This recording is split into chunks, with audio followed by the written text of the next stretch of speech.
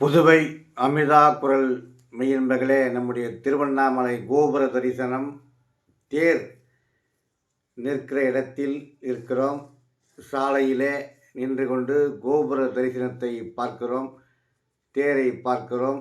தென்னாடுடைய சிவனே போற்றி, எந்நாட்டவர்க்கும் இறைவா போற்றி என்று அண்ணாமலைக்கு அரோகரா என்று சொல்லி அற்புதமான இந்த நாளில் தேரில் என்னென்ன வேலை செய்கிறார்கள் என்று பார்க்கின்ற போது, தேர் ஓடுவதற்கு அந்த வடம் பார்த்தோம். தேரை இழுப்பதற்கு பக்தர்கள் நிறைய இருக்கிறார்கள். ஆனால் பாதுகாப்பு மிக முக்கியம் என்பதால் தேருக்கு ஹைட்ராலிக் முறையில் பிரேக் சரி செய்யப்படுகிறது. அதை பரிசோதனை செய்கிறார்கள், செக் பண்ணி பார்க்கிறார்கள். அந்த காட்சியை பார்க்கின்ற பொழுது எவ்வளவு பாதுகாப்பு முக்கியம் என்பதை நாம் தெரிந்து கொண்டோம். அதை இப்பொழுது நீங்கள் பார்க்கலாம். ஹைட்ராலிக்கில் ஃப்ரண்ட்டில் 2 கம்பி போல 3 கம்பி இருக்கிறதை அதை பிடித்து இழுத்தால் அது எவ்வளவு வேகம் சென்றாலும் அது பிரேக் நின்றுவிடும். அப்பேற்பட்ட திருவண்ணாமலை இருக்கிறோம். இப்பொழுது திருவண்ணாமலை நோக்கி பயணம் செய்கிறோம், அதை பார்க்கிறோம். திருவண்ணாமலை செல்வதற்கு சாலையிலே செல்கின்ற போது அந்த மேகத்தை பார்க்கின்ற பொழுது மிக்க மகிழ்ச்சியாக இருக்கிறது. நம்முடைய திருவண்ணாமலை செல்ல செல்ல நமக்கு ஒரு பிரம்மாண்டம் தென்படுகிறது. 365 நாளும் அங்கு கிரிவலம் செல்லலாம். ஆனால் நம்முடைய பௌர்ணமி தினத்தில் கிரிவலம் செல்கின்ற போது ஒரு ஆற்றல் ஏற்படுகிறது என்று எல்லோரும் நம்பிக்கையோடு செல்கிற அந்த திருவண்ணாமலைக்கு செல்கிறோம். சாலை இப்பொழுது மிகவும் நன்றாக இருக்கிறது. அற்புதமான சாலையிலே அந்த மேகத்தை பார்த்து கொண்டே செல்கிறோம். பஞ்சபூத தலங்களில் அக்னி தலமாக விளங்குகிறது நம்முடைய திரு அண்ணாமலை. நினைத்தாலே முக்தி தரும் ஆலயம். நினைத்தாலே போதும், சென்று வணங்கக்கூட தேவையில்லை. அற்புதமான ஆலயம். சிவனே மலையாக இருக்கிற திருவண்ணாமலை.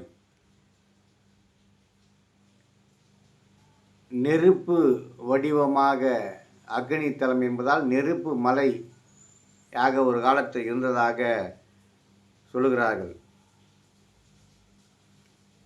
கார்த்திகை தீபத்தன்று திருவண்ணாமலை நோக்கி சென்று கொண்டிருக்கிறோம். கார்த்திகை தீபத்தன்று மலை உச்சியில் ஏற்றும் நிகழ்வு சிறப்பானது.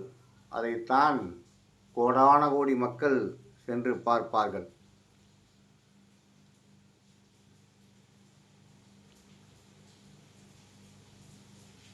அந்த திருவண்ணாமலை நோக்கி இப்போது சென்று கொண்டிருக்கிறோம். ஆனால் இந்த கார்த்திகை தீபத்தன்று மலை மீது இதாங்க திருவண்ணாமலை. தென்னாடுடைய சிவனே போற்றி, எந்நாட்டவர்க்கும் இறைவா போற்றி, ஏகம்பத்தூர் எந்தாய் போற்றி, பாகம்பெண்ணூர் ஆனாய் போற்றி என்று மலையாக இருக்க நம்முடைய எம்பெருமானை பார்க்கிறோம். அந்த மலையில் ஏற்றப்படுகிற தீபம் 11 நாட்கள் எரியும் என்று சொல்கிறார்கள். ஆனால் இந்த வருடம் அந்த மலைக்கு செல்ல முடியாது. இங்கே பாருங்க, மீண்டும் செய்கிறேன். இந்த கார் ஹைட்ராலிக் பாருங்கள், அற்புதமாக வேலை எப்படி செய்கிறது என்பதை நமக்கு பரிசோதனை செய்து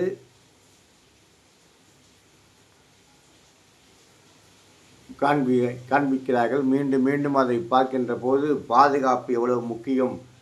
இந்த பாதுகாப்பை கருதிதான் மலையிலே தீபத்தன்று 2500 பேர் மலைக்கு ஏறுவதற்கு பர்மிஷன் தருவார்கள்.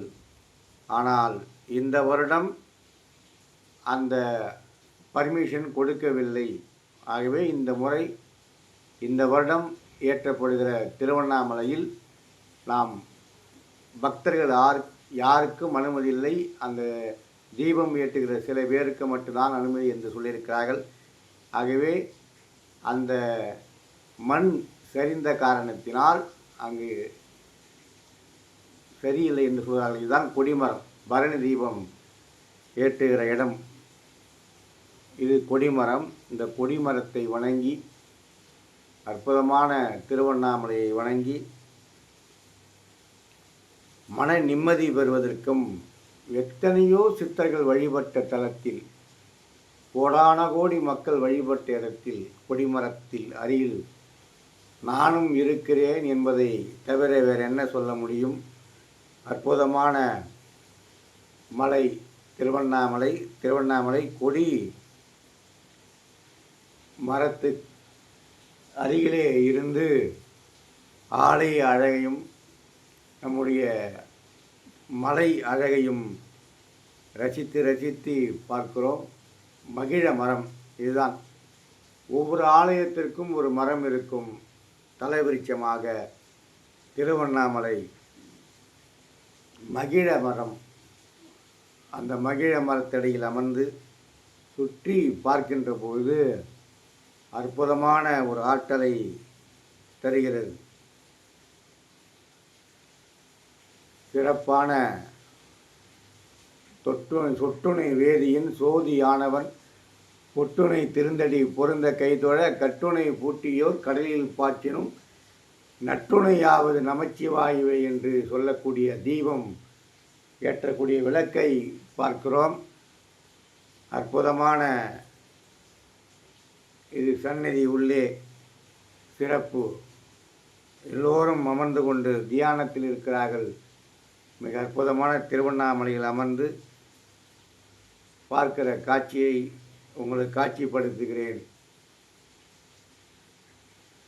திருவாரூரிலே பிறந்தால் முக்தி, காசியிலே இறந்தால் முக்தி, சிதம்பரம் தரிசிக்க முக்தி, காலஸ்திரி பிரவேசிக்க முக்தி, திரு அண்ணாமலையை நினைத்தாலே முக்தி என்று சொல்லக்கூடிய அண்ணாமலை ஆலயத்தில் இருக்கிறோம். இதுதான் நம்முடைய உண்ணாமலையார் ஆலயம். அதற்கு முன்னால் வணங்குகிறோம். அற்புதமான திருவண்ணாமலை காட்சியை பார்த்து கொண்டு இருக்கிறோம். சிறப்பு.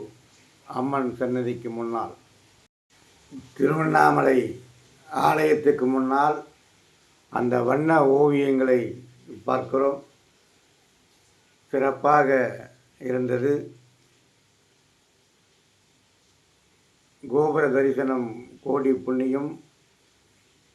திருவண்ணாமலையில் சிறப்பு என்னவென்றால்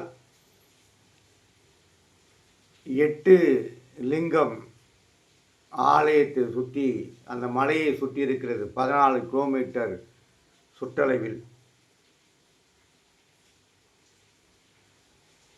அதையெல்லாம் குழந்தைகளை கரும்பு வைத்து அதற்கு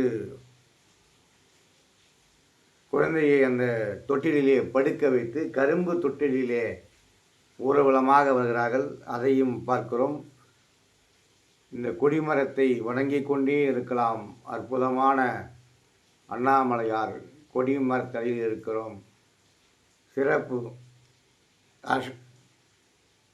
நம்முடைய அண்ணாமலை உண்ணாமலையோடு அர்த்தநாரீஸ்வரராக காட்சி கொடுப்பார். அந்த இடம்தான் இந்த இடம்.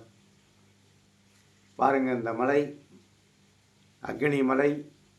மலையே சிவன். அந்த மலையில் இருக்கிறோம்